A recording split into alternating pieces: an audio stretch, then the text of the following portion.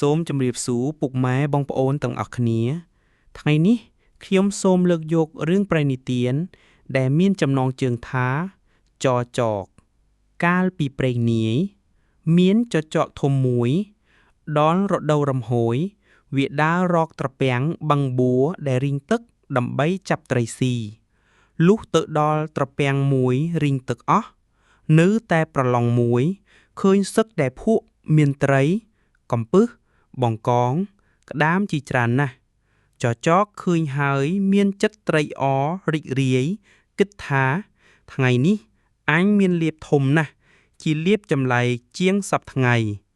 ឯកំពឹសមានប្រាជ្ញាឮចចកថាដូច្នោះហើយក៏និយាយលួងលោមចចកថាយើងទាំងអស់គ្នាសុទ្ធតែចម្លៃបងចចកឯងទាំងអស់ហើយប៉ុន្តែយើងប្រឡាក់ភក់ណាស់បងឯងស៊ីយើងទាំងភក់ដូច្នេះមិនឆ្ងាញ់ពិសាទេចចកឆ្លើយថាធ្វើដូចម្ដេចនឹងឆ្ងាញ់ពិសាកំពឹសឆ្លើយថាត្រូវបងចចកយកយើងទៅលាងទឹកឲ្យជ្រះស្អាតហើយសឹមស៊ីនោះទើបឆ្ងាញ់ពិសាចចកថាដូចម្ដេចនឹងយកទៅលាងបានបើច្រានដល់ម្លេះកំពឹសនិយាយថាបងចចកកំព្រួយចិត្តខ្ញុំធានាគិតឲ្យបងបានស្រួលប៉ុន្តែត្រូវបងឯងតាមខ្ញុំ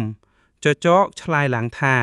បងឯងធ្វើដូចម្ដេចក៏ខ្ញុំតាមទាំងអស់កំពឹសថាធ្វើដូច្នេះ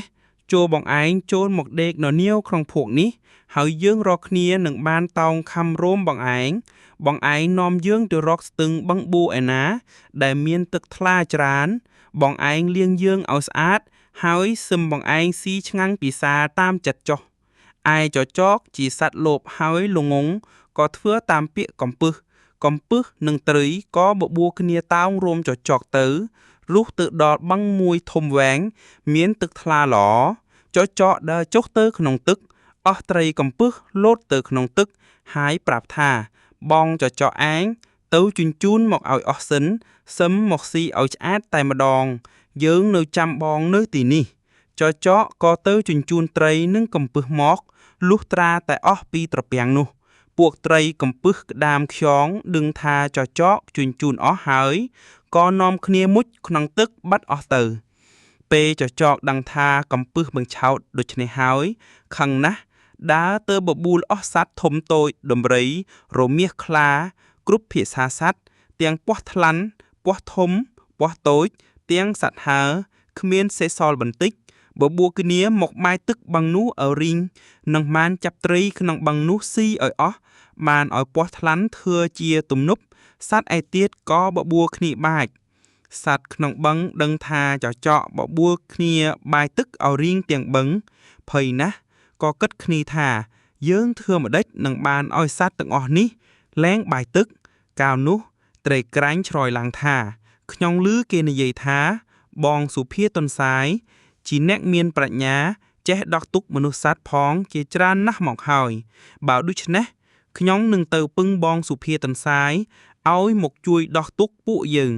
ពួកត្រីគិតគ្នាហើយក៏ប្រើត្រីក្រាញ់ទៅអញ្ជើញសុភាទន្សាយត្រីក្រាញ់ប្រាំងននាលទៅលុះត្រីថ្ងៃក៏ក្រៀមស្រកាអស់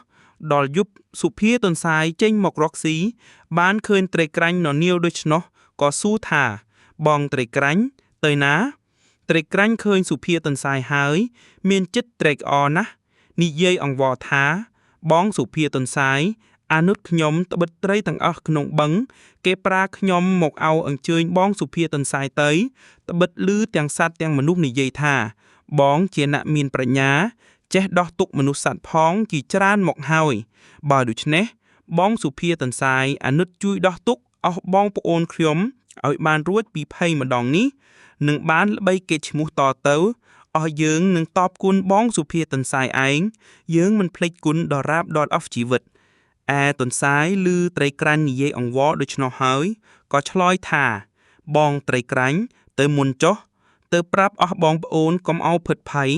ចាំខ្ញុំជួយដោះឲ្យរួចកុំមានចិត្តបារម្ភឡើយត្រីក្រាញ់ក៏ត្រឡប់ទៅវិញ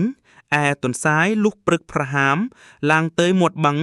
ឃើញអស់សត្វកំពុងបាយទឹកក៏យកស្លឹកឈើដែលដង្កូវស៊ីធ្លុះមកធ្វើជាសម្បត្តិហើយស្រែកហៅអស់សត្វទាំងនោះថាណែបងប្អូនទាំងអស់ចាំស្ដាប់ខ្ញុំ ត្បិតព្រះឥន្ទលោកឲ្យខ្ញុំនាំសម្បត្តិមកប្រាប់គ្រប់គ្នាថាព្រះឥន្ទលោកមកកាច់ជើងទ្រុំប្រមុំជើងអកកាប់ក្បាលចចកដកភ្លុកដំរីសអស់សត្វឮថាសម្បត្តិព្រះឥន្ទ្រាដូច្នោះ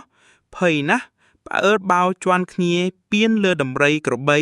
រមាសរមាំងរមាសសទុះបោលទៅជាន់លើពោះថ្លាន់ជាទំនប់ដាច់ខ្លួនជា2ជា3កំណាត់ថ្លោយទំនប់លិចទឹកស្លាប់អស់ទៅសត្វទាំងនោះក៏ទៅជាចំណីត្រីវិញ